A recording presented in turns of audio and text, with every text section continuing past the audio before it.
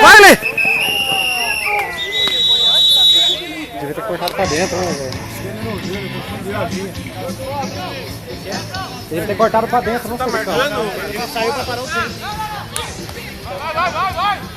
Daí para o tempo. Ele continuava dentro do campo e não parava o tempo. Viu aquela... Mas aquela hora era quarta pra 2, ele não devia ter jogado pro Megatron, ele devia ter ganhado as 2 jardas.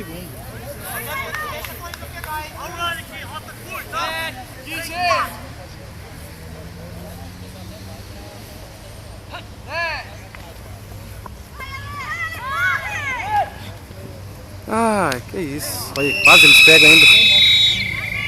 Cadê, galera? É.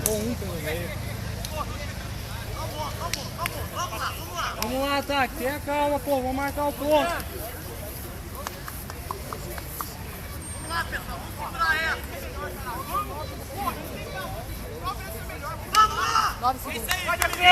Ale! 9 segundos, Ale! Ele não escutou, ele não escutou. Ale! 9! Vai jogar pro Mega de novo.